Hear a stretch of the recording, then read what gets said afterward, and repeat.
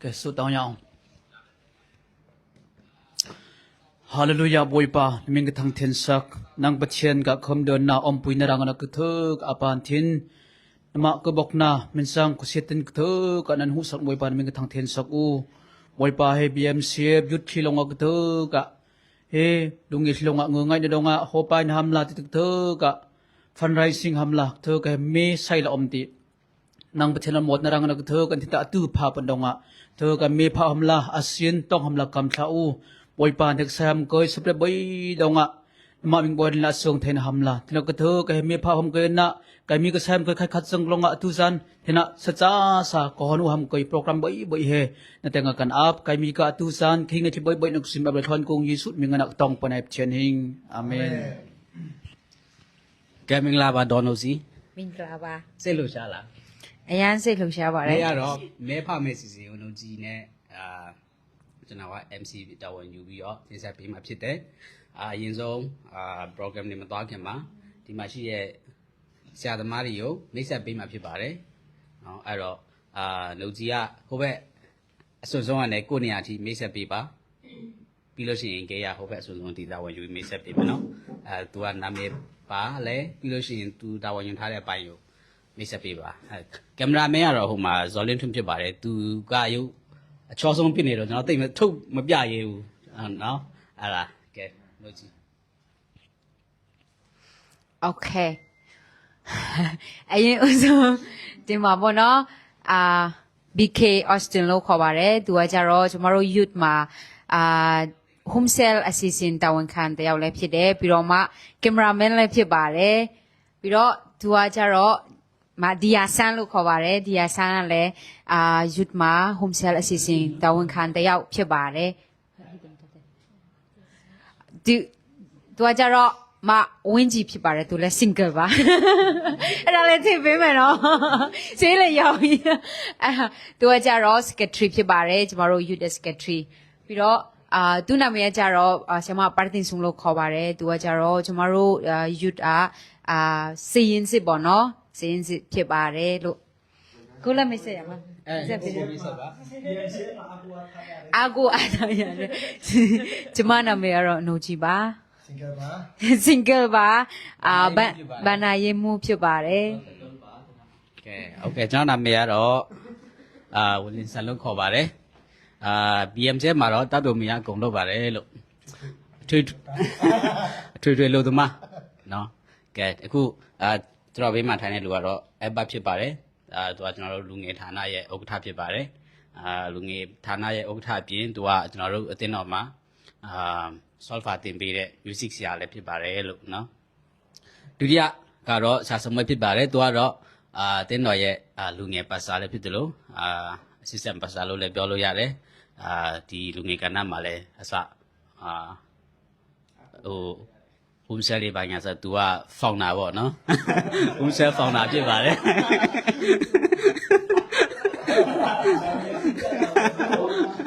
ကဲကဲဟိုဘက်ကတော့အစွန်းဆုံးကတော့ blessing ဖြစ်ပါတယ်ဇော်လင်းနည်းနည်း zoom ဆွဲလိုက်ပါအောင်သူ့ကိုနည်းနည်းဟိုကနော်သူကတော့သူ့ရွာကတော့ဟိုမဟာချိုင်ရွာဘက်ကလာတာဖြစ်ပါတယ်ဒီနေ့ကျွန်တော်တို့ဒီ EC ကန်စားမျက်စိစင်မှာ EC စုံစုံလင်းပါဝင်နေဒီနေ့အစီအစဉ်မစခင်မှာကျွန်တော်တို့လူငယ်ဥက္ကဋ္ဌဖြစ်တဲ့အဘက်ကနေပြီးတော့အမှားစကားလေး2မိနစ်ကတိပြောပေးသွားမှာဖြစ်ပါတယ်အားလုံး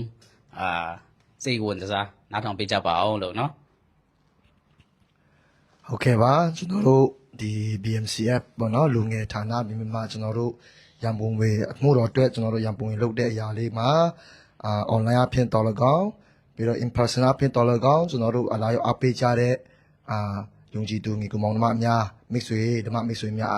အရောက်စီတိုင်းပေါ်မှာကျွန်တော်တို့ကျေးဇူးတင်တယ်ဆိုတဲ့အကြောင်းရဲ့အတီးတီး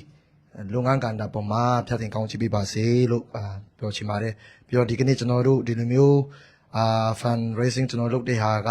ကျွန်တော်အတင်းတော်ရဲ့ကဏ္ဍမှာကျွန်တော်လူငယ်တယောက်အနေနဲ့အမှုတော်မြတ်မှာကျွန်တော်တို့ပါဝင်တဲ့လက်တစုံဖြစ်တယ်ဒီဟာလေးတွေကလည်းကျွန်တော်တို့ကိုယ်တိုင်းမတွားနိုင်ဘူးကိုယ်တိုင်းမလုပ်နိုင်တဲ့ခါမှာကျွန်တော်ဒီလို fundraising လုပ်ခြင်းအပြင်အမှုတော်မြတ်မှာတစ်ဖက်တစ်လမ်းကနေပါဝင်တယ်ဆိုတော့ စိတ်ပေါ့နော်ပါဝင်နေဆိုရဲ item လေးမှာကျွန်တော်တို့အားလုံးပါဝင်စီခြင်းလို့ကျွန်တော်တို့ဒီလိုမျိုးလေးတွေကိုကျွန်တော် fundraising လုပ်တာချင်းအကြောင်းလည်းဖြစ်တယ်ဒီလိုမျိုးကျွန်တော်တို့ share တဲ့အကြောင်းဒီရရှိတဲ့ဒီရန်ပုံငွေအဖြစ်ကျွန်တော်လူငယ်ကဏ္ဍမှာတော့ကအတင်းတော်ရဲ့အထူးသဖြင့် mission ပေါ့နော်ခရစ်တော် mission မှာအတင်းတော်ရဲ့လုပ်ငန်းမှာကျွန်တော်တို့ပြန်ပြီးမှအတုံးပြုတ်တယ်အတုံးလိုတဲ့နေရာတွေမှာကျွန်တော်တို့management ပြန်လုပ်ပေးတယ်အဲ့ဒါလေးကိုကျွန်တော်တို့လှူရှားမှုလေးဖြစ်တယ်ဆိုတော့လူငယ်ကဏ္ဍအနေနဲ့ BMC ရဲ့လူငယ်အနေနဲ့ဌာနအနေနဲ့ကျွန်တော်အားလုံးဒီနေ့ကြည့်ရှုသူပေါ်မှာရောအားလုံးကျေးဇူးတင်တယ်ဖြတ်သင်ကောင်းချီးပေးပါစေလို့ပြောရင်းကျွန်တော်နေကူးချုပ်ပါတယ် ဆိုတော့ကင်မရာနည်းနည်းလေးအပေါ်ဘယ်လိုတင်ပြလို့ရမလဲ6တော့ပေါ်လာနည်းနည်းများလို့လေ6တော့ဒီကနည်းနည်းโอเคရပြီထင်တယ်နော်โอเคကဲခုချိန်မှာတော့ကျွန်တော်တို့အသင်းတော်ရဲ့ဆရာမကြီးကျွန်တော်လူငယ်ထိုင်တဲ့ဆရာမကြီးပတ်သက်ဆိုနေပြီးတော့ဒီမဲနဲ့ပတ်သက်ပြီးတော့စီမီစီကလေးတွေပေါ့နော်သူဘာတွေပြင်ဆင်ထားလဲသူဘာစီကနေထုတ်ထားလဲကျွန်တော်လည်းတိတ်မသိရသေးဘူးအဲ့ဒါ तू ကဒီနေ့ချပြပေးသွားမှာဖြစ်ပါတယ်နော်ကဲငါတို့နည်းနည်းဗတ်တက်တက်ကြတယ်နားဆောင်ဒီသူစိတ်ဝင်စားရင်အရင်စိတ်ဝင်စားပုံစံမျိုးကြာတော့ အရင်စိတ်ကိုဖျားလို့ပါ live နဲ့လူကြီးကြည့်ပြီးငါတို့ဘာဒီခွေမနေ့ကမစားဘူးတင်တယ်ကဲဆိုတော့ကျမကခုမဲပေါက်တဲ့အချိန်မှာကိုကဘလို့ထုတ်ရမလဲဆိုတာကိုတစ်ချက်လောက်ပြောပြချင်ပါတယ်အခုမဲပေါက်တဲ့သူကကျမတို့ကိုဒီ9ရက်အတွင်းမှာဆက်တွေ့ပေးရမယ်ပြီးတော့ဘသူစီမှာဆက်တွေ့ရမလဲဆိုရင်ကိုဝယ်ထားတဲ့သူစီမှာဆက်တွေ့ပြီးတော့ထုတ်လို့ရပါတယ်တကယ်လို့ဒီ9ရက်အတွင်းမှာအကြောင်းလဲမကြဘူးဆက်လဲမဆက်တွေ့ဘူးဆိုရင်တော့ကိုပေါက်တဲ့မဲကပြက်ပေးသွားမယ်ဆိုတာကိုကျမဒီကနေပြောချင်တယ်ပြီးလို့ရှိရင်တော့မဲပေါက်တဲ့သူကကိုယ့်ရဲ့အမီအချက်လက်တွေကိုမှန်ကန်စွာပေးပြီးတော့ကိုဝယ်ထားတဲ့သူစီမှာအကြောင်းကြားလို့ရတယ်ထုတ်ယူလို့ရတယ်ပြီးလို့ရှိရင်တော့ဒီမှာကိုမဲပေါက်လိုက်တဲ့အရာကပစ္စည်းနဲ့ယူမလားဒါမှမဟုတ်ငွေသားနဲ့ယူမလားဆိုတာကိုကိုကပြန်လေပြီးတော့ရွေးချယ်လို့ရတယ်တကယ်လို့ပစ္စည်းပဲယူမယ်ဆိုရင်တော့ဒီပစ္စည်းပို့ခရှိပါကကိုဝယ်တဲ့ဒီပေါက်တဲ့သူကပဲပို့ခကိုတာဝန်တခါရဲ့တာဝန်ယူပေးဆောင်ပေးရမှာဖြစ်တယ်ပြီးတော့ကျမတို့ကဒီမဲပေါက်ချင်းကိုပွင့်လင်းမြင်သာစွာပြုလုပ်တဲ့အတွက်ကြောင့်ပေါ့နော်ဒီကိုပေါက်တယ်ဆိုရင်အချက်လက်အတိအကျအနေနဲ့ကိုဝယ်တဲ့လူစီမှာတခါရဲ့ထုတ်လို့ရပါတယ်ဆိုတာကိုဒီမဲပေါက်တဲ့အတူဖက်ကဘလို့ထုတ်ရမလဲဆိုတာကိုဒီကနေအနှဲငယ်ပြောပြလိုက်ခြင်းဖြစ်ပါတယ် နေကိုမေးစရာရှိပါတယ်ဟိုဘက်ကမဲဝယ်လူကတိကျမှတိမှာလေနော်သူပေါက်တယ်မပေါက်ဘူးဆိုတာဒါပေမဲ့ဒီဘက်ကသူရောင်းတဲ့လူကရောဘယ်လိုတာဝန်ယူမှုတောင်းခံမှုရှိလဲအဲ့ဒါလေးရှင်းပြပြီးလို့ရတယ် โอเคဒီတကယ်ဒီမှာကျမတို့ကနာမည်နဲ့နံပါတ်နဲ့အကုန်လုံးရေးထားပြီးပြီဖြစ်တဲ့အကြောင်းသူကတကယ်လို့ဒီ live ကိုမကြည့်မိဘူးဆိုရင်တော့မှပဲဒီကျမတို့တာဝန်ယူရဲ့လူတွေကဒီနံပါတ်နဲ့မဲနဲ့ဝယ်ထားတဲ့လူစီကိုဒီ messenger နဲ့ပြန်လဲပြီးတော့အကြောင်းကြားပေးမှာဖြစ်ပါတယ် messenger ပဲပေါ့နော် Wi-Fi ပေါက်လာ သူတို့ပေးထားရင်တော့ဆက်သွယ်ပေးပါမယ် thank you ပါ thank you ပါဒီမိုက်ကတိတ်မကောင်းထင်တယ်အခုတော့ဒေါ်နိုကြီးနည်းနည်းဟို program နဲ့ကူညီပါနေရလဲ MC လာလုပ်နေငါဘာမှလည်းမကူညီဘူးတော့ သူပဲမိုက်တဲ့ချိန်လုံးကြိုက်ပြီးတော့ ရောနေတိုင်းတော့ဆို ပြောမမေးမှလဲ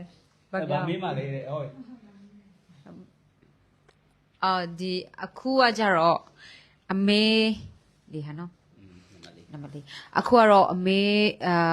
မေးခွန်းပေါ့နော်မေးခွန်းမေးစရာလေးရှိတယ်အဲ့ဒါကတော့လူငယ်ဥက္ကဋ္ဌအနေပြီးတော့မှဖြည့်ပေးဖို့ဖြစ်ပါတယ်เนาะဆိုတော့ဒီဘောနော်အခုကန်ဆာမေးနဲ့ပတ်သက်ပြီးတော့မှတချို့အကြတော့ဒီလက်မှတ်တွေကကန်ဆာမေးလက်မှတ်ရောင်းတဲ့ဟာတွေကကျန်းစာနဲ့မကိုက်ညီဘူးလို့တချို့ပြောတဲ့ဟာလေးတွေကြားရတဲ့အတွက်ကြောင့်မလို့ဒီဟာနဲ့ပတ်သက်ပြီးတော့မှဒီလူငယ်ဥက္ကဋ္ဌအနေနဲ့နည်းနည်းလေးရှင်းပြစေချင်တယ်ကိုအမြင်နဲ့ပေါ့နော်တခုပြီးတော့အခုစမေးမှာကြတော့ဘောနော်ဖျားเจ้าမှာကမေးလက်မှတ်ရောင်းချပြီးတော့မှရန်ပုံငွေရှာတာကကျန်းစာနဲ့မကိုက်ဘူးဆိုတဲ့အပေါ်မှာပေါ့နော်အဲ့ဒါလေးကိုတစ်ချက်ကိုအမြင်လေးကိုပြောပေးပါ ဟုတ်ကဲ့ဒီမိခွန်းကတော်တော်များခရိယန်လောကမှာဟစ်ချတဲ့အရာဖြစ်တယ်လို့ပြောချင်ပါတယ်ပြီးတော့တခါကျရင်ကျွန်တော်တို့ဘုရားသခင်ကဘာလုပ်နေလဲဆိုတာထက်ဘာကြောင့်လုပ်တာလဲဆိုတဲ့ဟာကိုပူကြည့်တဲ့ဘုရားဖြစ်တယ်ဆိုတော့ကျွန်တော်ကျမ်းစာတစ်လျှောက်မှာကျွန်တော်တွေ့ရတယ်ပေါ့နော်ဆိုတော့ဒီနေ့ခက်မှာfundraising လုပ်တဲ့အခါမှာအတင်းတော်တိုင်းအတွက်ကတော့မထူးဆန်းတော့ပါဘူးကိုယ့်ရဲ့ local church ကိုယ့်ရဲ့အတင်းတော်အခြေအနေရပေါ့နော် item ပေါင်းစုံနေလမ်းပေါင်းစုံနဲ့ fundraising လုပ်ကြတယ်ဒါပေမဲ့ကျွန်တော်တို့ရဲ့ target တစ်ခုကကိုယ့်အတွက်မဟုတ်ဘဲနဲ့အမှုတော်အတွက်ဖြစ်တယ် mission အတွက်ဖြစ်တယ်ဆိုတာကိုတော့မေ့ထားလို့မရဘူးပေါ့ဒီဟာကိုကျွန်တော်တို့ကြည့်မှဆိုရင်တော့ကျွန်တော်တို့ယုံကြည်သူမှလည်းပဲကျွန်တော်တို့fundraising လုပ်တဲ့ဟာတွေကျွန်တော်တွေ့ရတယ်ဒါပေမဲ့ကျွန်တော်တို့ item တော့မတူဘူးသူခက်သူခါနဲ့လုပ်ကြတယ်အဲ့ရနေရတဲ့ဟာတွေကိုမိဘမဲ့မှုဆိုးမာတွေမစစ်စင်ရတာတွေအတင်းတော်မှာလူစင်မနေတဲ့ဟာတွေလို့ပြောလို့ရပါမှာနော်အနေစင်ရတာဟာတွေနော်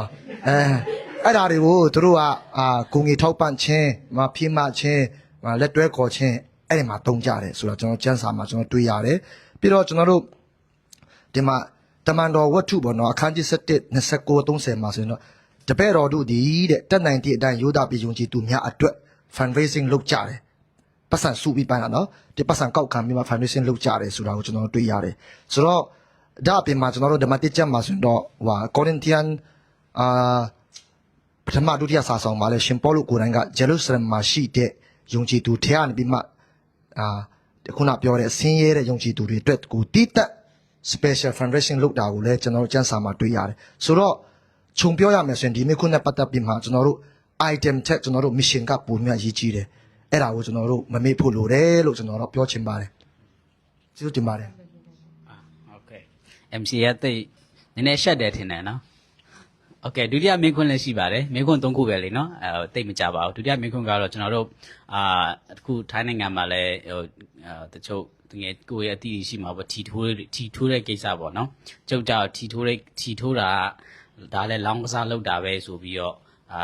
ကျန်းစာနဲ့မကိုက်ဘူးယုံကြည်သူအနေနဲ့ထီမထိုးသင့်ဘူးဆိုပြီးတော့တချို့ကပြောရလို့ရှိရဲ့ချို့ကြတော့လေငါတို့ထီထိုးတယ်ဆိုတာပေါက်ရင်တော့ဖျားကြောင်တော့လှူခြင်းလို့ထိုးတယ်ဆိုပြီးပြောရလို့ရှိရပေါ့နော်ပေါက်ရင်တော့တကယ်သူမှတော့မသိဘူးဒါပေမဲ့အဲ့ဒါတော့ထားလိုက်ပါအောင်ထီထိုးတဲ့ကိစ္စကကျွန်တော်တို့ယုံကြည်သူကြားမှာလက်ခံတဲ့နေရလားနှုတ်မလို့ရှိဘယ်လိုဖြစ်လဲဒီကိစ္စဒါကိုအဲ့ဘာနေပြီးတော့သူ့ရဲ့ကျန်းစာရှုထောင့်ဖြစ် personal ရှုထောင့်လေးဖြစ်သူကတုံ့ပြန်ပေးသွားမှာဖြစ်ပါတယ်လို့ဖိတ်ခေါ်ပါတယ် ဟုတ်ကဲ့ကျေးဇူးတင်တယ်ဒါလည်းကျွန်တော်ကိုယ်တိုင်နဲ့ထီထူးတဲ့ထဲမှာပါတယ်ပေါ့နော်ဆိုတော့ဒါဖြေရမှာလည်းတော့ဟိုပါပေါ့နော် sensitive ဖြစ်မယ်ထင်တယ်ဒါပေမဲ့ကျွန်တော်တို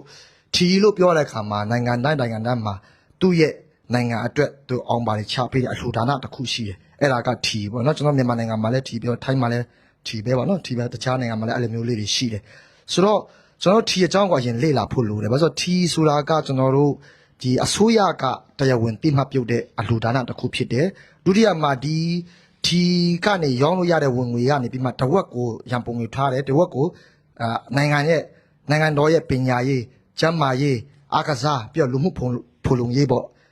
့ပြီးတော့တက်ကြီးရွယ်ဦးတွေစောင့်ရှောက်ရေးအဲ့ဒီမှာသူတို့ကအဲ့ဒီ budget ကိုပြန်သုံးကြတယ်အများဖြစ်ပေါ့နော်မြန်မာနိုင်ငံတော့မသိဘူးနော်ထိုင်းနိုင်ငံဆိုတော့ထိုင်းနိုင်ငံအခြေအနေရပေါ့နော်ဆိုတော့အဲ့ဒါတွေသူတို့ကပြန်သုံးတယ်အခြေခံလူရန်စားရေးအတွက်ပြန်သုံးကြတယ်ဒီမှာရတဲ့ budget ထဲကနေဆိုတော့ဒီလိုမျိုးဟာကကျွန်တော်တို့AD 14လောက်မှာကျွန်တော်တို့ရှီရောမခက်ပေါ့နော် Augusta ခက်တုန်းမှာလည်းပဲသူ့ရဲ့Santonius ဆိုတဲ့မှတ်တမ်းမှာကျွန်တော်တွေ့ရတယ်ဒီလိုမျိုးမဲအောင်ပါလီပုံစံမျိုးနဲ့သူ့ရဲ့နိုင်ငံကအငယ်ဆုံးသောသူတွေကိုပုံမြင်ပဲပြန်ပြီးမှထောက်ပံ့တဲ့မှတ်တမ်းတွေကျွန်တော်တို့တွေ့ရတယ်ဆိုတော့အရေးကြီးတာကထီထူတာကပြဿနာမဟုတ်ဘူးဒါပေမဲ့ထီကိုယ့်ရဲ့နှလုံးသားမှာခရစ်တော်ထက်ထီကနေရာယူလာပြီဆိုရင်တော့ဒါကတော့ ideology ဖြစ်သွားတယ်လို့အဲ့ဒါတော့သတိပြုရမှာဖြစ်တယ်ကျေးဇူးတင်ပါတယ်နေရာယူသွားလဲဆိုတာကျွန်တော်လည်းထိုးဖို့ပါတယ်ဒါပေမဲ့ခုနနေရာယူရဲဆိုတာတချို့ကစိတ်ကူးရင်တာပေါ့နော်ချီပေါင်းရင်ဟိုလိုလုပ်မယ်ဒီလိုလုပ်မယ်ပေါက်တော့ပေါက်ရသေးဘူးကွာမစစ်စစ်ပြောတယ်ဟာမလည်းပေါက်ဘူးကွာအဲ့ဒါပြောချင်တာလားဘယ်လိုနေရာယူတာဘယ်လိုပုံစံနေရာယူတာလဲအဲ့ဒါနည်းနည်းရှင်းပြပေးပါဦးတချို့ကထီမှာဆွဲသွားတာဒါထီထိုးတဲ့ပုံမှာသူတို့ကမနေနိုင်တော့ဘူးသူတို့ကလောဘနဲ့လုတ်တဲ့ခါမှာသူတို့စိတ်မှာဒါပေါက်မဲ့ပိုင်းညာပါသူ့ planning နဲ့သူပေါ့အဓိကတော့သူ့ရဲ့နှလုံးသားမှာထီကနေရာယူသွားပြီအဲ့လိုမျိုးလောဘစိတ်နဲ့ထိုးတဲ့ဟာတွေကတော့ ideology ဖြစ်တယ်ပေါ့နော်ဒါလေးကိုတော့သိစေချင်တယ် ကင်မရာမန်နည်းနည်းတောင်းဆိုချင်ပါတယ်ကျွန်တော်ပဲပြနေအကုန်လုံးနည်းနည်းပြအောင်တော့ကြာဟို blessing တော့တော့ကြာစိတ်ကောက်ရင်မနေ့ပြန်နောက်ပတ်ကြာကြောင်တက်ရှိရင်လို့ရမှာခေါ်ရနော်နည်းနည်း zoom out ပြီးတော့အကုန်လုံးပြပေးပါအောင်တော့ကြာဖောင်နာမပေါ်တဲ့ program ဖြစ်သိစီနေကဲဒုတိယမိခွန်းကလူကြီးနေပြီးပါနော်လူကြီးနောက်ဆုံးမိခွန်းပဲဖြစ်ပါတယ်ဒါတော့နောက်ဆုံးမိခွန်းဖြစ်ပါတယ် 正本的。 အဲ့နေရလဲ 对。 အာယုံဝမဆိုင်ဘူးဘာစဉ်းစားနေရလဲဒီမိခွန်းတစ်ခုကြံနေတယ်စံပတ်တာလို့နေ 那么很最本的的，现在正本的哦。 နောက်ဆုံးမှကြည့်ရ 对啊。不成呢。Okay，ဆိုတော့နောက်ဆုံးမိခွန်းပေါ့နော်နောက်ဆုံးမိခွန်းကပတ်စံနဲ့ပတ်သက်ရင်ဒီနေ့ခက်ယုံကြည်သူများအကြားမှာလွေးမှားနေကြတဲ့အရာတစ်ခုပေါ့နော်အဲ့ဒါဘာလေးဖြစ်မလဲဆိုတဲ့အရာလေးတစ်ချက်ဖြည့်ပေးပါဦး မေးရလူကတိတ်စိတ်မရှိဘူးနော် ဟုတ်တယ်မြန်လေးမေးတယ်ဆိုမြန်လေးဖြေရတယ်ပေါ့ဆိုင်ဟုတ်ပြီဒီပတ်စံပေါ့နော်ဒီကျွန်တော်တို့တချင်းမှာတောင်စကြတဲ့ငွေဆိုတာဒုတိယဘုရားသခင်လို့စက်တဲ့တွေတောင်ရှိတယ်ဆိုကျွန်တော်တို့အများအပြားယုံကြည်သူပဲဖြစ်မယုံကြည်သူပဲဖြစ်ကျွန်တော်တို့ပတ်စံကိုအောင်မြင်မှုတစ်ခုလို့တိုင်းတာကြတဲ့လူကြီးဖြစ်တယ်။ဒါကျွန်တော်ယုံကြည်သူမှာဆိုရင်ကောင်းချီးမင်္ဂလာလို့ပြောလိုက်ပြီဆိုရင်ကျွန်တော်ပတ်စံမဲ့မြင်အောင်အာယုံထဲမှာဥစ္စာပစ္စည်းပေါ့နော်။အဲ prosperity ပုံကကျွန်တော်တို့စိတ်ထဲမှာတော်တော်လေးလွှမ်းမိုးတဲ့အရာတစ်ခုတော့ကျွန်တော်တို့မြင်တယ်။ဆိုတော့ကျွန်တော်တို့တချို့ယုံကြည်သူတွေကြားမှာတော့မှအလူဒါနပြုတ်တယ်ပေးကမ်းတယ်ဆိုရင်တော့မှပါလေစီပွားရေး transaction တွေကျွန်တော်တွေ့ရတယ်မြင်လိုရင်မြင်ရိပ်ရမယ်ပြတဲ့မြင်လိုလိုက်မြင်ပေးမယ်ဆိုတဲ့အရာနဲ့ကျွန်တော်ဒါကဟုတ်တယ်လို့ရှိပေမဲ့ကျွန်တော်တို့ယုံကြည်သူတွေမှာကျွန်တော်ရသည်ဖြစ်စေမရသည်ဖြစ်စေဒါကကျွန်တော်တို့အပိုင်းမဟုတ်တော့ပေးရမယ်တာဝန်ကကျွန်တော်တို့အပိုင်းပဲဖြစ်တယ်ဆိုတော့ကြားဖြတ်ပေါ့ကျွန်တော်ပြောချင်တယ်ဆိုတော့တကယ်အောင်မြင်မှုကောင်းချီးမင်္ဂလာဆိုတာကပတ်စံလားဆိုကျွန်တော်အဖြေရှာဖို့လိုတယ်ဒါပေမဲ့ကျမ်းစာမှာတော့တွင်တင်ချက်မှာတော့အဲ့လိုတော့မဟုတ်ဘူးဆိုတော့ကျမ်းစာမှာကျွန်တော်တို့ကလောကမှာရှိသမျှအရာမှန်သမျှကဘုရားသခင်ရဲ့ဥစ္စာဖြစ်တယ်စာလ24မှာပေါ့နော်ဘုရားသခင်အရာဖြစ်တယ်ကျွန်တော်တို့က steward ပဲဖြစ်တယ်ဘန္တာဆိုးထင်းထင်းတဲ့သူပဲဖြစ်တယ်လို့ကျမ်းစာအတင်းလင်းပေါ်ပြတာဆိုတော့ဒီချရာတစ်ခုကတော့ကောင်းချီးမင်္ဂလာဆိုတာလေကျွန်တော်တို့အောင်မြင်မှုဆိုတဲ့ຢာတွေကတကယ်တော့ခရစ်တော်ကိုပိုင်ဆိုင်ခြင်းပဲကျွန်တော်အသက်တာမှာ getting ချင်းတရားကိုရရှိခြင်းခရစ်တော်ကိုတကယ်လုံးဝဥက္တုံကျွန်တော်ပိုင်ဆိုင်တဲ့ခါမှာဒါကတကယ်အောင်မြင်မှုတကယ်ကောင်းချီးမင်္ဂလာဆိုအဲ့ဒါကိုလည်းကျွန်တော်ပြောချင်တယ်ဒါပေမဲ့တစ်ခုရှိတာကကျွန်တော်တို့ကခုနပြောသလို steward ဖြစ်တယ်ဘန္တာဆိုးဖြစ်တဲ့ခါကျတော့ဘုရားသခင်ဘန္တာကိုကျွန်တော်လက်လွတ်စပယ်တော့မသုံးရဘူးဆိုတော့ခရစ်တော်ကိုယ်တိုင်သူ့တပည့်တွေကိုတခုခုလုပ်တော့မယ်ဆိုရင်ကဲသူ့တပည့်တော်ထက်ကဘန္တာထင်းလို့ကဲပတ်စံရည်ကြီးလိုက်အောင်လူပေါင်းဘယ်လောက်စားကျွန်တော်တို့ဒီလောက်မလားတွက်ကြည့်တော့တကယ်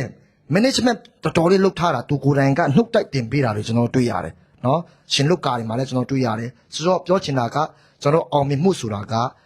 ပတ်စံနဲ့တိုင်းတာလို့မရဘူးအဲ့ဒီအပြစ်မှရှိတယ်ပေါ့နော်ဆိုတော့ဒါပေမဲ့တစ်ခုရှိတာကပတ်စံကို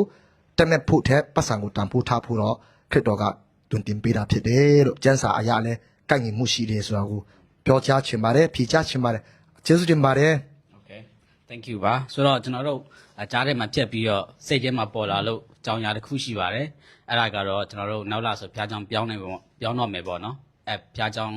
ပြောင်းတဲ့ဖျားချောင်းနေရအစ်စ်ရဲ့ဘယ်လိုသွားရမလဲဘယ်လိုသွားရမလဲမသိရလူလည်းရှိနိုင်တယ်ဓာတ်လေကဘယ်လိုစီးရမလဲဆိုတော့လည်းမသိရလူရှိနိုင်တယ်အဲ့တော့ဓာတ်လေကအရမ်းမြန်လို့လေအဲ့ဒါမသိကြမှာဆိုလို့လေဘာလို့တော့မြန်တာလဲဆိုမိခွန်းထုတ်ကြမှာဆိုတော့အဲ့ဒါsystem pastor ဆောင်ပွဲနေပြီးတော့ရှင်းပြပေးသွားဖြစ်ပါတယ် มันจะชิมใหญ่โอเคมิงลาบาဆိုတော့ကျွန်တော်တို့နောက်လာကနေပြီးတော့စပြီးတော့ BMCF ဝပြုကိုကိုချင်းနေရာကအပြောင်းလဲရှိပါမယ်ဆိုတော့အရင်ကတော့ကျွန်တော် BTS နာနာမှာဖြစ်ပါတယ်ဆိုတော့အခုက Predi 20မှာဖြစ်တယ်ဆိုတော့ Predi 20 land ဘေးနာလေးမှာပဲနည်းနည်းလေး10မိနစ်တောင်မကြာဘူး land 6တာနဲ့ဟိုချက်ချင်းရောက်တော့မှဖြစ်တယ်ဆိုတော့ဒီနာက BMCF အနေနဲ့ပြီးတော့ဘယ်သူမဆိုလာလို့ရအောင်အရန်လွယ်ကူတဲ့နေရာဖြစ်တယ်ဒါကြောင့်ဒီညမှာလာတဲ့အခါမှာအိမ်ကနေပြီးတော့နည်းနည်းလေးလှမ်းချောက်လာပြီးတော့ဓာတ်ထေကားမှာနဲ့သွားမှာဖြစ်ပါတယ်ဆိုတော့ဓာတ်ထေကားတော့တကယ်ကောင်းတဲ့ဓာတ်ထေကားပြည်ပြည်နဲ့အန်ဒရမရှိဘူးတချို့ဓာတ်ထေကားတွေကအရန်မြန်လွန်းလို့ဟိုလိုပြောမလဲ ကောင်းတွေကြိုက်တာတို့ဘာလို့ရှိတယ်ဒါပေမဲ့ကျွန်တော်ဒီ BMCF ဓာတ်ထိပ်ကတော့တကယ်ကောင်းတော့မကြိုက်ဘူးအစစ်စစ်ငငယ်လေးနဲ့တွားရမှာဖြစ်တဲ့အတွက်ကြောင့်အရန်စိတ်ဝင်စားစရာကောင်းပါတယ်လို့ဆိုတော့ဓာတ်ထိပ်က step အနေနဲ့တွားပဲနဲ့ဓာတ်ထိပ်ကနေပြီးတော့အလုံးတွားဖွယ်အတွက်အကြံပေးချင်ပါတယ်ဆိုတော့ကျွန်တော်နောက်လာနေပြီးတော့စတော့မှာဖြစ်တဲ့အတွက်ကြောင့်နောက်လ6ရက်အနေပြီးတော့တနင်္ဂနွေနေ့6ရက်အနေပြီးတော့စပြီးတော့ဒီညမှာဝတ်ပြုခြင်းတဲ့စဉ်ကိုစတော့မှာဖြစ်ပါတယ်ဆိုတော့ပို့ပြီးတော့ဒီထက်အသေးစိတ်ဖြစ်သွားအောင်နောက်မှလည်းကျွန်တော်တို့ပို့ပြီးတော့တခြားဗီဒီယိုတွေနဲ့လုပ်ပေးသွားမှာဖြစ်ပါတယ်လို့အားလုံးကိုကျေးဇူးတင်ပါတယ် thank you ပါကဲ MC နည်းနည်းစကားလေးပဲပြောပါအောင်နေရလဲငါပဲပြောနေရ Okay ဆိုတော့ခုချိန်မှာတော့စုကြောင်ရပေးမယ်ပေါ့နော်စုကကြတော့ကဲအရင်စိတ်လှူရှားနေပါတယ်ပထမစုကရေခဲတက်တာပေါ့နော်ရေခဲတက်တာအကြီးကြီးဒါမှမဟုတ်ကိုကရေခဲတက်တာပေါက်ခဲ့တော့ရေခဲတက်တာကိုမယူချင်ဘူးဆိုရင်တော့ငွေသားနဲ့ပေါ့နော်ရေခဲတက်တာဖိုးနဲ့အမျှငွေသားနဲ့ပေးပါမယ်လို့ပြီးတော့ငွေသားကဘန်ငွေ1000တီတီကိုပေးသွားမှာပြောပါတယ်ပြီးတော့ဒုတိယစုအနေနဲ့ကြတော့ပေါ့နော်ဂီတာပေးမှာဖြစ်ပါတယ်ဂီတာကကြတော့ဘတ်ငွေ9000ပေါ့နော်ဘတ်ငွေ9000ပေးသွားမှာဖြစ်ပါတယ်ပြီးတော့တတိယစုကကြတော့ဒီမှာမိုက်ခရိုဘုတ်ပေါ့နော်မိုက်ခရိုဘုတ်ကကြတော့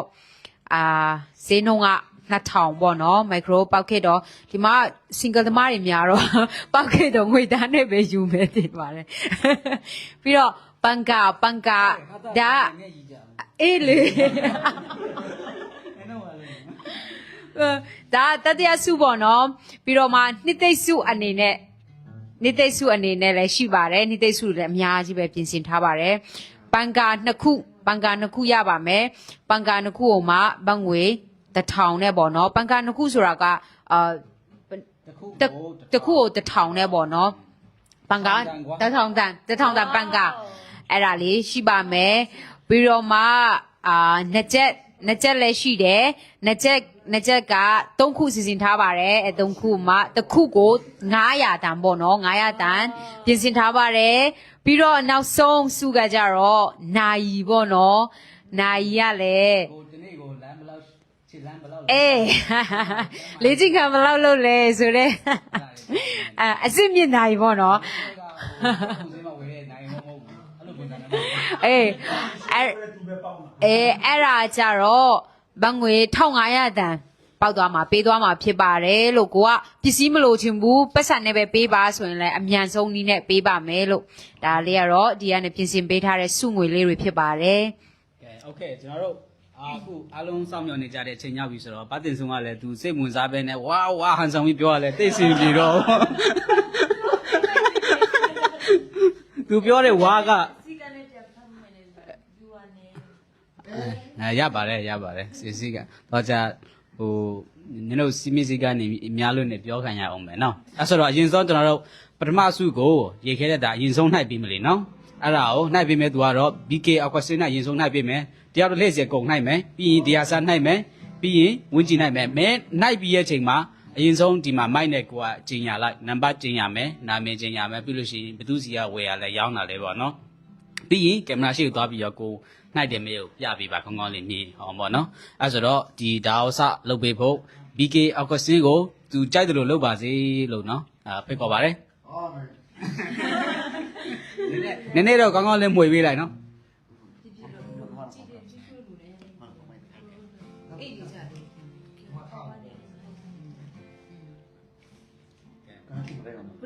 မွေလိုက်အောင်ကွာပထမဆိုရေးကြည့်ရလေမွေရအောင်ကျွန်တော်ရှာဝဲလူတွေမပေါ့ငိုကြတယ်နော်ငိုကြီး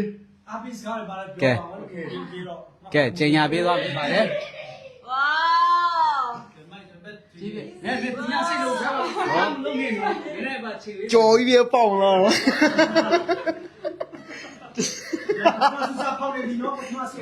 ကဲနော်ရေခဲတက်တာဖြစ်မလားဂီတာလည်းဖြစ်မလားဂီတာပဲဖြစ်မလားနော်ရေခဲတက်တာပဲပေါက်တာနော်โอเคရေခဲတက်တာပဲပေါက်တာကဲကြော်ကြီးဟေးမချုံးကြတယ်လေဟာဒီလိုဝယ်တာ ဒီလိုဝယ်လည်းမဟုတ်ပဲနဲ့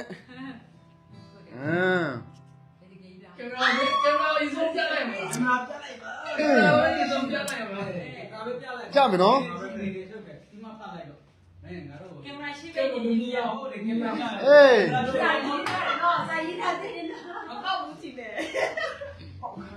း ကင်မရာရှေ့ကိုပြပေးမယ်နော်ကင်မရာရှေ့တက်တက်ကြည့်ကြပါ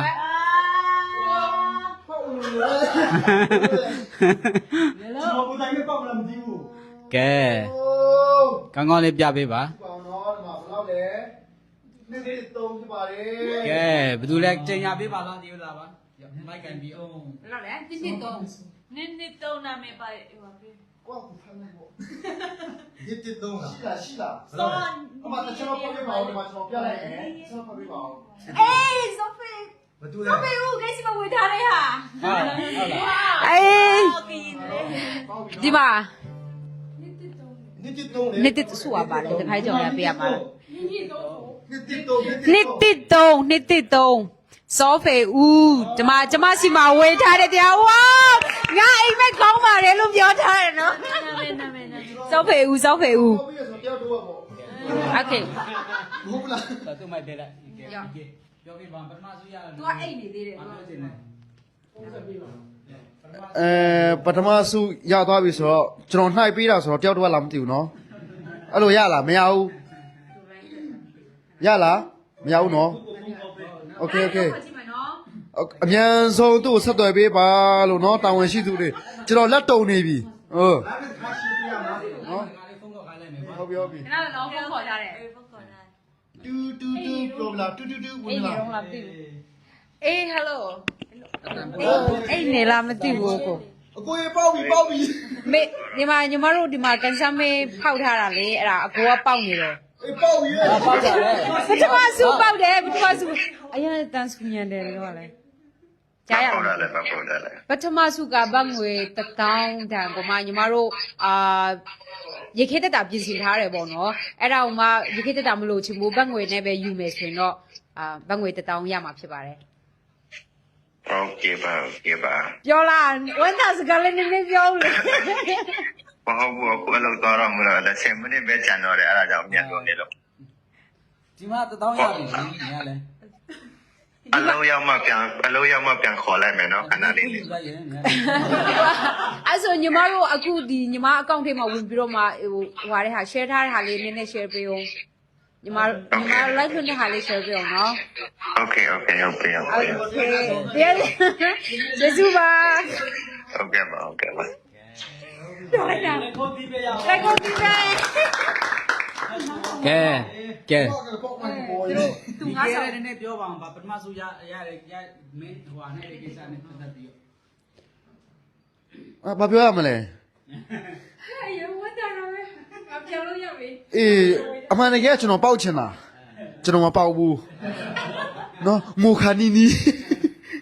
နော်ဆိုတော့ဒီမှာကျွန်တော်တို့ BMCF မှာပေါ့နော်ဒီမိုရွတ်တွေ Francine ရှာပြီးတော့မှကျွန်တော်တို့ကိုကန်စားမဲတဲ့ဝယ်ပေးတဲ့ဒီမျိုးကန်ထူးရှင်ပေါ်လာတဲ့အတွက်ပေါ့နော်တကယ်ကိုပဲဝယ်ယူအားပေးမှုပုံမှာလည်းကျေးဇူးထူးတင်တယ်လို့ကိုစားပြုနော်ကျွန်တော်နှိုက်ပေးတဲ့အတွက်လည်းတကယ်ကိုပဲ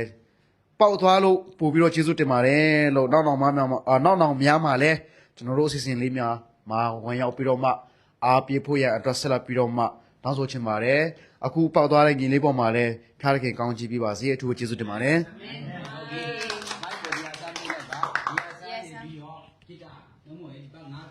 ဂီတာ နိုင်ပြီးမှဖြစ်ပါတယ် ဒီတရားစု ။ဘာမှလည်းပြီးတော့ရတယ်နော်။ဒီရောက်စီနိုင်ပြီးမှဖြစ်ပါတယ်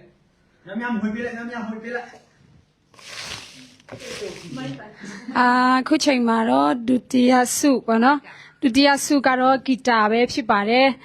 ဂီတာပဲမလို့ဂီတာကိုစီမှာရှိပြီးသားဆိုရင်တော့ဘတ်ငွေ9000ပေးမှာဖြစ်ပါတယ်ဒါကြောင့်မလို့ကျမလည်းနိုင်ရဖို့ကိုအရင်ရင်ခုန်နေပါတယ်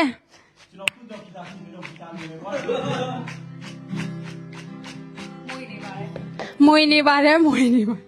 အခုကတော့ကောက်တော့မှာဖြစ်ပါတယ်ရှင်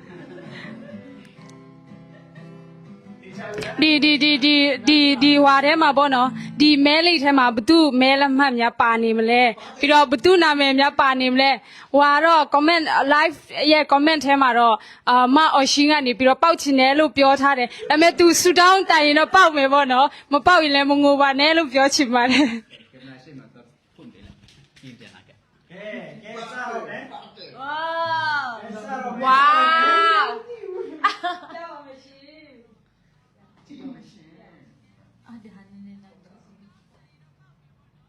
ကဲအခုလုံးနေပါပြီကဲပေါ်ပါပြီနော်တေချာကြည့်ကြနော်ဟိုမှာနော်ကဲပြန်လာပြီးတော့ဟိုဟာဒီဟာဆက်ပြချင်ရပြီပါရောက်မိုင်းနဲ့ Oh wow ပေါက်တဲ့သူကတော့မဲလက်မှတ်မကြင်ညာခင်မနာမဲတော့တူးလည်းဖြစ်ပါတယ်ရှင် Wow ဆရာခဏလေးဆရာအလ်ဘတ်စီကနေဝယ်ထားတာပေါ့နော်ဒါကြောင့်မလို့နောက်လဲဆရာအလ်ဘတ်စီမှာပဲထမင်းသွားစားပါလို့ပြောချင်ပါတယ်သူ့အိမ်မှာရှိတဲ့နိုဂျီစီမှာမဝယ်ဘဲနဲ့ဆရာအလ်ဘတ်စီမှာဝယ်ထားတော့အရန်ကောင်းပါတယ်လို့တူးလည်းပါရှင်မဲလက်မှတ်ကတော့174ပဲဖြစ်ပါတယ် သူ့လေဆိုတာတော့တင်းနာမှာတကယ်ဟုတ်တဲ့ကြောင်လည်းလူကြီးပြ ရတယ်နော် ဒီလိုလူပေါက်သွားတော့ရမ်းဝမ်းသာပါရဲ့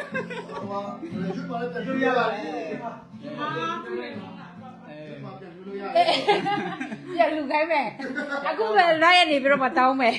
ကဲတတိယစုကိုငါ နာဖုန်းခေါ် ဟုတ်လားဟုတ်တယ်နော် sorry နော်ဖုန်းကောမယ်ရနော် သူကပြန်အိတ်နေလားမသိဘူးခဏတော့ကလူထားတယ် ညီလာရှင်ခါထဲမှာရေးလို့ရတယ်နော်ကိုရေးတဲ့နံပါတ်ကိုမက်ထဲမှာရေးလို့ရတယ်ကိုရေးဆေးပြမှာကြည်လာပြန်ရွှေလို့ရတယ်လို့ပြောလိုက်အောင် မရှိဘူးဟဲ့လေးနာမရှိဘူးသူဖျားချောင်း ကို သွားတ ရဲ့ ယ် နံပါတ်ကို comment မှာရေးပေးလို့ရတယ်ဒီမှာတစ်ခါလေးကြည့်ပေးလို့ရတယ်နော် mission ခေါ်တယ် စုပိုင်ရှင်ကဒီမှာအိတ်နေသေးတယ် ဟောသူ comment မတိုင်တော့ဆက်သွားမယ်လေနော် မိုင်းတော့ခေါ် မခေါ်ဘူး မခေါ်တော့ဘူးရတယ်အိတ်ကြီးချင်းပဲပါငါအိတ်ကလူပဲ ကဲအခုတော့တတိယစုအတွက်တတိယစုက microwave လေနော် microwave ယူမလားနှမို့ရင်ဘတ်2000ယူမလားအဲ့ဒါကို Miss ဝင်းကြီးရနေပြီးတော့ Miss Aika ဝင်းကြီးရနေပြီးတော့မဲပေါက်သေးပါဖြစ်ပါတယ် ကဲဟုတ်ပါပြီခုကျတော့တတိယစုပါနော်တတိယစုမင်းထိုင်မှာဖြစ်ပါတယ်တတိယစုကတော့ microwave ပေါ့နော်microwave မဟုတ်ရင်တော့microwave နဲ့မလို့ချင်းတော့ပတ်စံနဲ့ပေးလို့ရပါတယ်ဆိုတော့ခုကအဲ့တော့သူဟာလေဒီထက်လားဆိုတော့အဲ့ microwave ပေါက်တဲ့သူကဖောက်ပြီးသားလားစနာဟာစနာငွေအောင်မယ်ကွာ easily လွတ်တော်ပေါက်ချစ်တယ်ဒီနဲ့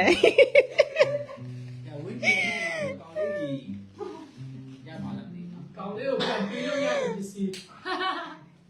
မေးဘူးရတယ်တဲ့ဒီပြစုခေါ်ပြီးပြီမရတော့ဘူးနောက်ကြပြီ ဟမ် ရလား ကဲကုဒီမှာဟိုမှာတက်ပြပေးပါမလို့လဲပြီးမှကျင်ရလဲ အောင်ပြေဆုံး ဝါ ကျွန်တော်များဖြစ်မလားမကြည့်ဘူး ပြောလိုက်တော့အရင်စိတ်လှုပ်ရှားနေပြီ နီနီကျင်ရလဲကျင်ရလဲ ကျင်ရဟဲ့အောင်နီနီ နီနီ နီနီဝင်လာ 217နီနီဖြစ်ပါတယ်စာအပတ်စီမှာပေါက်တာပါမိုက်တယ် နီနီအဲ့ဆောင်းဒီမှာကိုက်စီမရှိတယ်ခုနကပဲကဲဟိုဒီမှာလာနားလာပြောတာဒီကြောက်ကောင်းနေလားမိုင်းနီနီလားမသိဘူးလေဆိုတော့မသိမနီနီလား ဒီမှာအဲ့ဒါမှမချာသေးဘူးလေ နီနီဝင်လာမိုင်းလာခေါ်ထားမယ်နားနေကဖုန်းခေါ်မယ် โอเคโอเคโอเค ညီမလေးသမင်းစားဖေးရမယ်ဒီနေ့ ပုံကွာရင်နဲ့မိုက်လေးတောက် ထားတော့လေနံပါတ်ကိုပြောလိုက်အောင် 217 BMC ပါနီနီညောက်ရှိတယ်နော် 3ယောက်တောင်ရှိတယ် ဘောချူဝန်စ နီနီအေးလည်းရှိတယ်ဟာတဲ့ 3ယောက်ရှိတယ်ဟုတ်တယ် ရမိုက် ဒီကထွေးမလာလို့ဘောရေးရမယ်နော် လိုက်မတက်ဘူးဟုတ်လားအဲ့ဆို ကိုက်ဟိုလာပြောသေးတယ်โอเค ဒီ BMC ကမြောက်ပေါက်သွားတဲ့ကျောင်းဝမ်းတာပါလေ ပထမစုကအပြင်ရောက်သွားတယ် နောက်ဆိုဆရာတို့စီမံဘဝဝေရောဝင်တော့ပေါ့ ပြောတယ်အိမ်မက်ကောင်းတယ်လို့ပြောတာ အခုတော့ဟိုပန်ကာ ဘာတည်းစ စရုပ်ထစုပါနော်ပန်ကာနှစ်ခုရှိတယ်ပန်ကာနှစ်ခုဆိုတော့တစ်ခါနိုင်ရမှာပတ်တိတ်စုံကတစ်ခုနိုင်လိုက်ပြီးလို့ရှိရင်လိုချီတစ်ခုနိုင်တယ် ဒါလိုနေတဲ့လူတွေတော့ ဘန်ကာကထောင်တယ်နော် ထိုင်းနိုင်ငံမှာအရင်ပူရကျောင်းတွေနေပါချင်းပြပေးပါဦး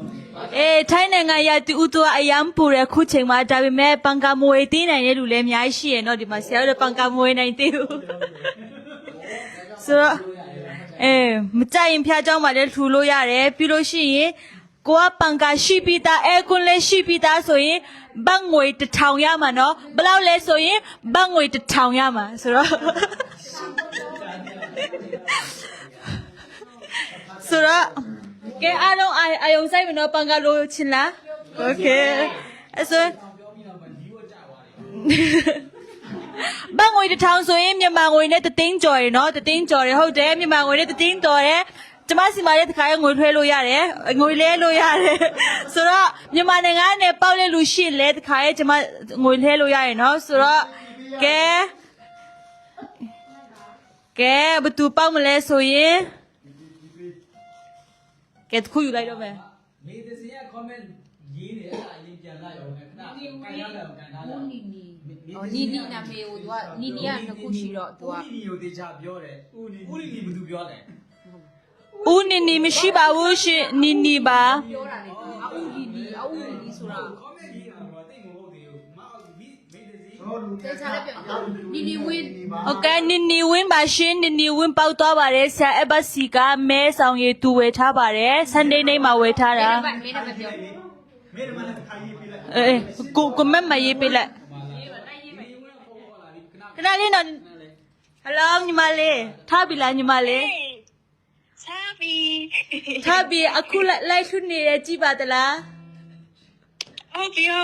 အဲ့ကြည့်တယ် group ထဲမှာဝါရဟာလား အေးဟုတ်တယ်အဲ့ညီမလေးခုမှထားလား ဟုတ်တယ် ခွေရောညီမလေးအခုကန်စမဲမဲနံပါတ်ဘယ်လောက်လဲရှင် ဟိုလေမမစီမယူတဲ့နေနံပါတ်တော့မဖတ်မိဘူးဟိုတခုကြတော့ ဆရာအဘတ်စီကယူတဲ့ဟာဘယ်လောက်လဲ အော်မမစီမယူတဲ့ဟာတော့ပျောက်သွားပြီမသိဘူး ရတယ်အဲ့ဒါတော့မမစီနံပါတ်ရှိရနော်ဒါပေမဲ့ဆရာအဘတ်စီမှာဝယ်ထားတဲ့နံပါတ်ကဘယ်လောက်လဲ ဟိုတစိုက်ခွင်တင်တယ်ဟစ်တိခွင်တင် ဝါဟုတ်တယ်မှန်သွားပြီဟုတ်ကဲ့ညီမလေးမှာ microwave ရှိပြီလား ရှိဘူး မရှိဘူးလေကိုတီးပဲနော်ဆိုတော့အခုဟုတ်တယ်ပေါက်တယ် အော်တတရာစုမိုက်ခရိုဝေးပေါက်တယ်နော်တကယ်လို့ညီမလေးကအခုကွန်ဒိုတိုက်မှနေတယ်ဆိုတော့မိုက်ခရိုဝေးမလို့ချင်သေးဘူးဆိုတော့ပတ်စံနဲ့လည်းထုတ်လို့ရရင်နော် ဟုတ်ပြီအဲ့ဆိုတော့ပတ်စံနဲ့ပဲယူမယ်ရှင် ပတ်စံနဲ့ယူမယ်တဲ့ဆိုတော့ခုနှစ်ရက်အတွင်းပတ်စံထုတ်လို့ရရင်နော် ဟုတ်ပြီ အော်မထုတ်ဘူးဆိုရင်ပြန်သိမ်းမယ်နော် အမလေးလာထုတ်မရှင် ကဲပတ်စံဘတ်2000နဲ့ထုတ်လို့ရရင်နော်โอเคကျေးဇူးပါအခုထွန်းထိုင်လိုက် and share လုပ်ပေးပါနော် ဟုတ်တယ် โอเคကျေးဇူးပါဆရာကောင်းကြည့်ပေးပါစေ 你泡的啊？ဒီဟာနော်အခုအမဲနိုင်ပြီးသားပြီဆိုတော့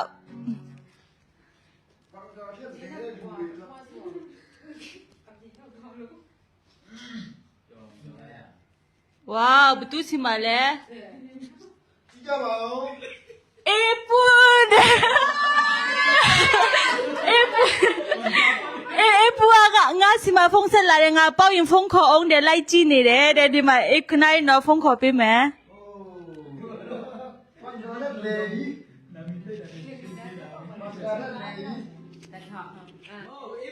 ဦးကြည့်စင်အမေ အေးပို့ပါပဲအေးပို့မပြောရင်ဘာလို့ပတ်စီစုံကိုပြောနေ ဟယ်လိုညီမလေးထားပြီလား ထိုးစံတာဘာမင်းအဲ့ဟုတ်လား ဘန်ကလ်မ ဖုန်းခေါ်ဘာကပေါ့မလားဘာမင်းခေါ် နပေါင်းမနီမ ฉันชอบมันไม่ได้พอกับมันไม่ได้ชอบมันนี่ เอ้ยเลยไล่คุณสู้มันนี่ใครนี่สู้ပြန်တင်တော့မယ်နော် ใกล้กระเป๋าอ่ะใกล้กระเป๋าอ่ะ ဘာလို့လိုက်ထွန်းတာမကြည့်ရလဲတငယ်ချင်း ตั้งกระเป๋าเพียกระเป๋ามันเนี่ยกระเป๋าเพีย မို့အဲ့ဒါမမေဘာလို့လိုက်ထွန်းတာမကြည့်ရလဲငါပေါက်ရင်ပြောတော့ဆိုပြောဖုန်းဆက်ပြီးတော့လိုက်လည်းမကြည့်ဘူး นี่อ่ะเธอ အခုကတငယ်ချင်းကစဒုတ်ထဆူပေါက်ပါရဲ့ရှင် น้ำตาเพียยังมีที่อ่ะ นี่ဝင်းကြီးစီမဝေထားတဲ့မဲနံပါတ်ဟိုတီးသေးလားတငယ်ချင်း มียังไงเนี่ย ဆိုတော့နံပါတ်က200နဲ့တငယ်ချင်းကတတရာစုပန်ကာပေါက်ပါရဲ့ရှင်တငယ်ချင်း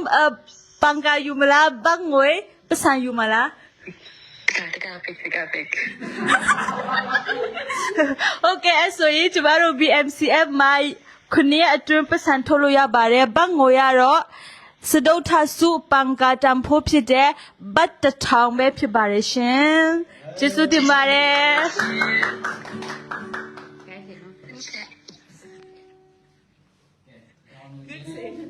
ဒေါ်နိုကြီးကပန်ကထပ်ပေါက်ပြီးမှဖြစ်ပါတယ် ဒါလည်းတတရားစုပဲပေါ့နော်ဘာမဟုတ်ဘူးစဒုထစုနောက်ထပ်ပံကာတစ်ခုစဒုထ ခဏလေးအဲ့မှာကျွန်တော်တို့ page ပါတယ် ကဲ တယောက်က comment မှာအစင်လိုက်ပြန်ရေးလို့ရတယ် စားနိုင်နေပါပြီ မင်းနံပါတ်နဲ့ခိုင်းပြီပဲနော် โอเคပံကာဘယ်သူပေါက်မလဲနာမည်တော့ပေါ်နေပါပြီ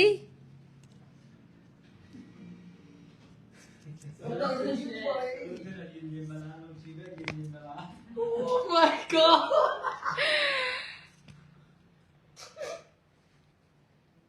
ကြောင်ရရတော့မလားကြောင်ရရတော့မလား ရဖုန်းဆက်မလေး ဒီမှာမင်းနံပါတ်က233ရဒီထဲမှာရှိလားဒီထဲမှာရှိလားကိုနံပါတ်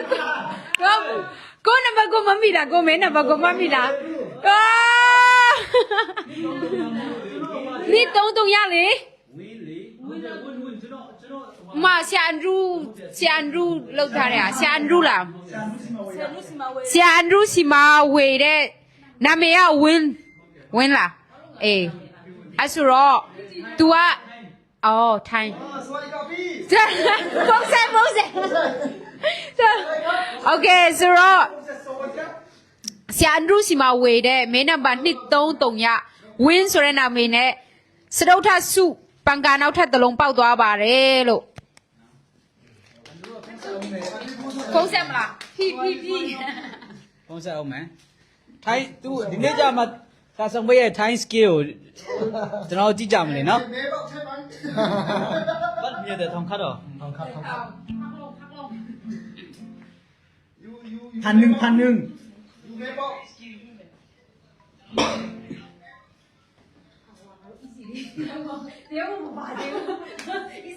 ငါ900ပေါက်ပါ สวัสดีครับ Good morning so we open today How are you very good today we open the ticket and you win the prize 1,000 baht really ကျွန်တော်ရမှာနော်ကျွန်တော်တို့အဲ့ဒီ you want transfer for me are you happy yes thank you so much okay thank you so much wow I'm very lucky no yeah very lucky 1,000 baht yes I'm very happy okay thank you so much win okay thank you thank you ပါကဲအခုတော့ airport 3ခုကျန်ပါတယ် airport 3ခုကိုဒီမှာကျွန်တော်ရဲ့ဆရာဘတ်ရဲ့စာဆောင်ပေးရဲ့300ပါနှိုက်ပြီးသွားဖြစ်ပါတယ်နော်ကျွန်တော်ရင်နှိုက်လိုက်မယ်နော် လိုက်တော့ရအောင် နေလည်းမွေလိုက်အောင်မယ်နော်မြေတစင်းနာမည်ပါအောင်နှိုက်ပြီးမယ် မင်းတစ်စင်း မေဒီစင်းရဲ့ပြေဆောင်ဝယ်ရလဲ မစ်စင်လားကျွန်တော်တို့မှ သူ့စီမဝေးရတယ်ပြောပါဦး မေဒီစင်လားအဲ့စီမှာလည်းဝေထားတယ် ကဲဟိုမသွားတော့ဘူးနော်နည်းနည်းခါနာလို့ဒီခါလေးဖောက်လိုက်တော့မယ်နော် ready check John နဲ့ blessing blessing blessing စီမှာဝယ်တာ John နဲ့65 main number ဟုတ်လား blessing ဘာတူလဲ John อ่ะ ဟိုကဆရာဘူးထံဖို့ဒုက္ခပေးတဲ့ကောင် ဟာ ယေ အာ live မှာပါသွားပြီ လိုက်တော့ပါ live မှာပါသွားပြီโอเคနော်လာဟုတ်ပြီအဲ့ဒါတော့နည်းနည်းချိန်ကြာမှာဆိုလို့ဖုန်းမဆက်တော့လေနော်တရားကပဲမှတ်ပေးပါဒုတိယairport တစ်ခုရှိပါတယ်အဲ့ဒါကိုဆရာဘက်ကမင်းနှိုက်ပေးမှဖြစ်ပါတယ်နော်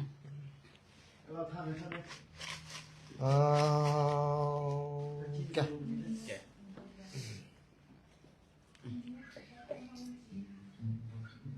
ခုံလို့ဒီအဆန်းနဲ့ဒီအဆန်းစီရ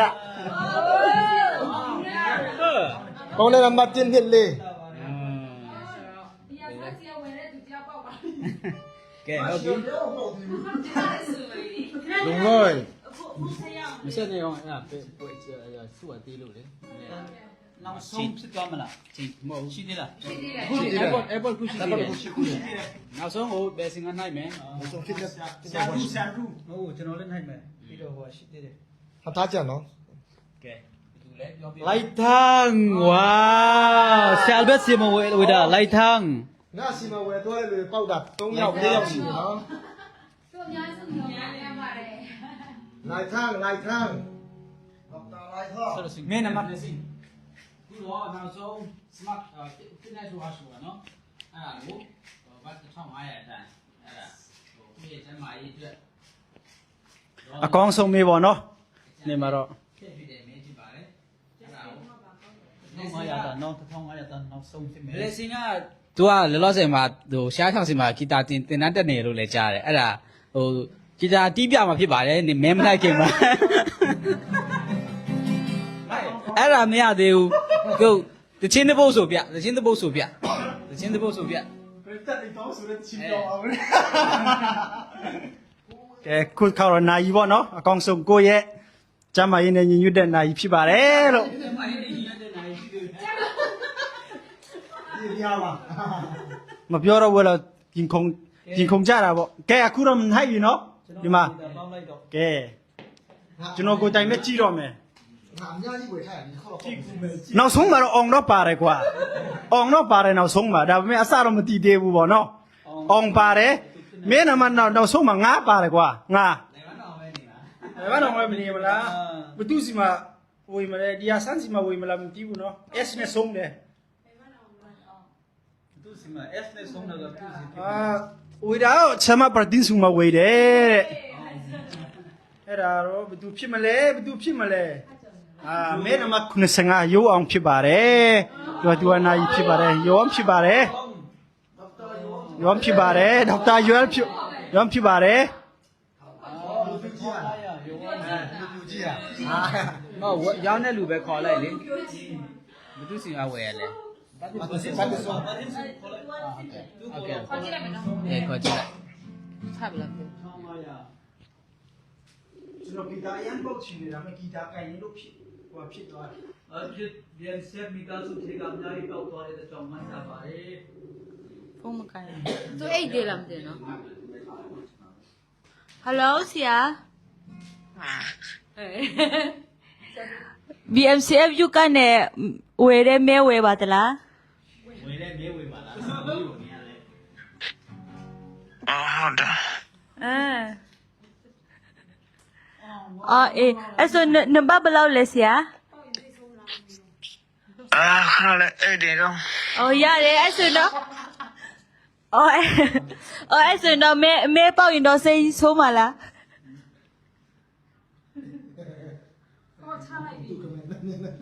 ပေးရတော့သူ့ကိုမပေးတော့ဘူးလေတဲ့ကြောင်ရပေးယူအောင်မရတော့ဘူး ကြောင်ရပေးရ မရတော့ဘူးโอเคပြီးကိုဝိုင်းနော် ကဲရပြီလားပြီးလားကဲဒီနေ့မဲစင်းအကုန်ဘယ်သူမှတ်တာလဲပြန်ညိုကြည့်ပြန်ကျင်ညာပေးလိုက်တယ်နော်ပထမဆိုနေနောက်ဆုံးသူပေါက်တဲ့လူတွေနော်ဘယ်သူမှတ်တာလဲ ကဲဒီနေ့တော့မဲဖောက်လို့ပြီးသွားပြီစင်းရင်ကစင်းရင်ကိုနိုကြီးကကျင်ညာပေးသွားမှာဖြစ်ပါတယ်နော်ဘယ်သူတွေကဘာရလဲဆိုတော့နော်မဲနံပါတ်ရယ်ပြီးလို့ရှိရင်နာမည်ရယ်ဘယ်သူဆက်သွယ်ရမလဲတခါလေးပြောပြလိုက်တယ်နော် ဒါပထမနော်နောက်ချက်စီပဲဟောဒုတိယဆိုပေးရပါလဲဒုတိယဟာပဲပေးမေဘင်းကြီးနဲ့တတိယတယ်နာတယ် ပထမဒူလန်ဒုတိယ ပထမတယ်လန်ခွန် နီတတိယပြီးတော့ပုဂတိတီရ โอเคဆိုတော့ကန်ဇမေနိုင်တဲ့အစီအစဉ်လဲပြီးသွားပြီပေါ့နော်ဆိုတော့စုရကန်ဇမေပောက်သွားတဲ့သူတွေကိုတစ်ချက်ကြောင်ရပေးသွားမှာဖြစ်ပါတယ်ပထမစုရေခက်တတာကြီးပောက်သွားတဲ့သူကတော့စောဖေဦးပဲဖြစ်ပါတယ်မဲနံပါတ်က113ပထမစုဘငွေ1000ဒုတိယစုဒုတိယစုကကြတော့BMCF youth မှာဆရာထက်တာဆိုတဲ့တက်ကြွဆုံးအမြဲတမ်းပါဝင်ဖြစ်တဲ့မောင်တူးလန်ပဲဖြစ်ပါတယ်ဂီတာပေါ့နော်ဂီတာပေါက်သွားပါတယ်မဲနံပါတ်ကတစ်ခွန်လေးဖြစ်ပါတယ်ဒါပြီးတော့တတိယစုကကြတော့BMCF မှာပေါ့နော်အသစ်ဆက်လေးပါဝင်ထားတဲ့မနီဝင်းဖြစ်ပါတယ်မဲနံပါတ်က2တစ်ခွန်ဖြစ်ပါတယ်ပြီးတော့မှစတုထစုအနေနဲ့ပေါ့နော်ပန်ကာစီစဉ်ထားပါတယ်အဲ့ဒါကျတော့ပောက်သွားတဲ့သူကအေးဖွင့်ပဲဖြစ်ပါတယ်မဲနံပါတ်က2333ဖြစ်ပါတယ်ပြီးတော့နောက်ထပ်တစ်ခုပေါ့နော်ပန်ကာဒါလည်းစတုထစုပါပဲနောက်ထပ်233နဲ့ပေါ့နော်မဲနံပါတ်နာမည်ကကြတော့ win ဖြစ်ပါတယ်ဒါထိုင်းလူမျိုးပေါ့နော်ဆရာဆောင်ပွဲစီမှာဝေထားတဲ့ထိုင်းလူမျိုးဖြစ်ပါတယ်ပြီးတော့ဒီဟာနော်ဒါအကုန်လုံးလားလိုက်ထမ်းပေါက်ပြီးရတော့နော်အားလုံးက ဒီမှာနောက်ထပ်ဟွာကြတော့စုမဲနံပါတ်65မဲနံပါတ်65ကဒါနှစ်ချက်ပေါ့နော်နှစ်ချက်ပေါက်သွားပါတယ်နာမည်ကဂျွန်တဲ့ဂျွန်ပြီးတော့ဂျွန်ဖြစ်ပါတယ်နောက်ထပ်တစ်လုံးနောက်ထပ်တစ်လုံးနှစ်ချက်ကတုံလေးဖြစ်ပါတယ်မဲနံပါတ်က124လုံလေးဖြစ်ပါတယ်ပြီးတော့နောက်ထပ်တစ်လုံးဒါလည်းနှစ်ချက်ပဲပေါ့နော်နှစ်ချက်မဲနံပါတ်193ရဦးလိုက်ထန်းပဲဖြစ်ပါတယ်ဒီပါစတာလိုက်ထန်းဒီနဲ့ပေးလိုက်ပြီပြီးတော့ဒါကကြတော့နောက်ဆုံးစုပေါ့နော်နောက်ဆုံးလူပြိုကြီး pro လူပြိုကြီး pro ပေါ့နော်သူကကြတော့ရုပ်အောင်မနာယီပေါ့နော် blessing ပြောသလိုကျမရင်းနဲ့ညီညွတ်တဲ့နာယီတဲ့အဲ့ဒါလေးပောက်သွားပါတယ် तू ကတော့ဆိုတော့8သေးတယ် तू ကမယူချင်ဘူးတင်တယ်မယူချင်ဘူးဆိုမပေးတော့ဘူးမဲနံပါတ်က95ဖြစ်ပါတယ်ပြီးသွားပါပြီအားလုံးကိုကျေးဇူးတင်ပါတယ်ဒီနေ့ live ကိုကြည့်ရှုပေးသူများအားလုံးကျေးဇူးတင်တယ် like and share လေးလုပ်ပေးလူလည်းအားလုံးကျေးဇူးတင်တယ်နောက်မှလည်းလူငယ်များရဲ့ financing စီစဉ်မှာဖြစ်အသင်းတော်ရဲ့ရန်ပုံငွေရှာတဲ့အစီအစဉ်မှာဖြစ်အားလုံးတက်ကြွပါဝင်ပေးဖို့အားလုံးကိုတောင်းဆိုချင်တယ်နောက်ဆုံးမှာတော့ကျွန်တော်တို့ BMCF ဆရာဘက်ရေးထားတဲ့ရာစုတစ်တခြင်းကိုကျွန်တော်တို့ဖွင့်ပြီးတော့ပေါင်းဆိုပြီးတော့ဒီချင်းလေးအပြီးမှာတော့live ကိုပိတ်သွားမှာဖြစ်ပါတယ် live ပိတ်ပြီးတော့ delete မလုပ်ပါနဲ့လို့လေနော်သူပဲရှိရဆိုပြီးတော့ကဲရဒီမှာပဲဖွင့်နိုင်မယ်ဒီမှာပဲဖွင့်နိုင်မယ်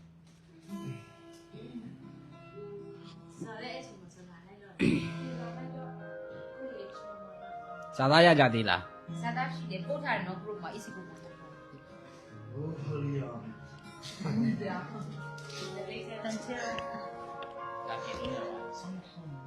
Thank you Lord မိတ်ချက်တာကိုရရှိလမ်းပြဖို့ဆောင်ပေးမှုပြီးခဲပေါင်းများစွာအောင်မြင်ကကြော်ဖြဲပြီးဟိုးရှင်သခင်ဘာသာစဘုံချီစေတတ်ကြီးကိုရောဤအလိုတော်ကြည်ပါစေ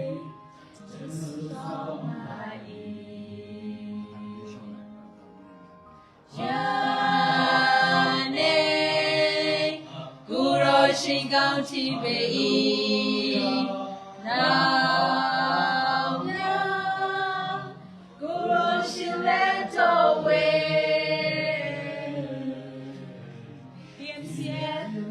BMCF ထာဝစင်တည်မြဲစေ BMCF ယာစုနေမြတ်တိတာ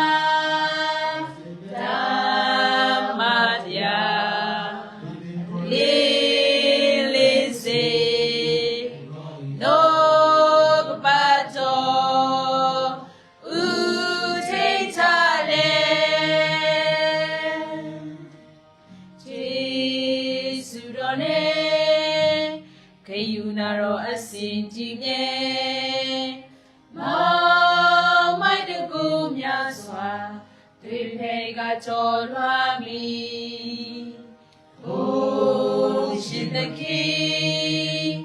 အပင်တော်ရဲ့ကြည်ဝဲတော်မူပါ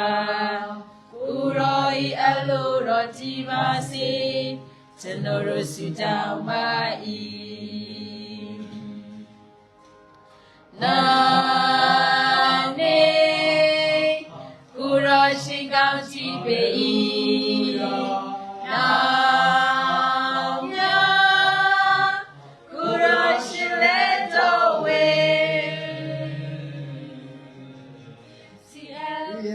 BMCF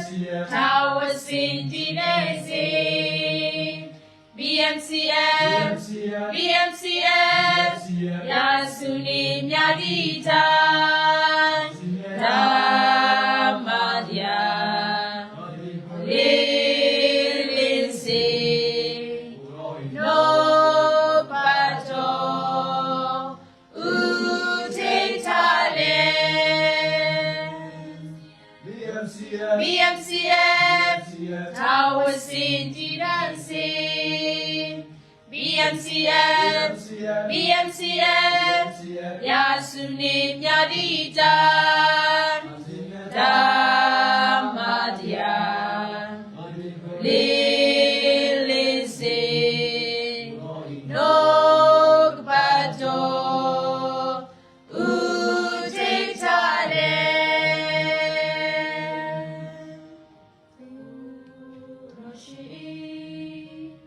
လမ်းပြဖို့ဆောင်ခွေမှုပြီးခဲပေါင်းများစွာအောင်မြင်ကကြော်ဖြဲပြီးနိုင်တော်နဲ့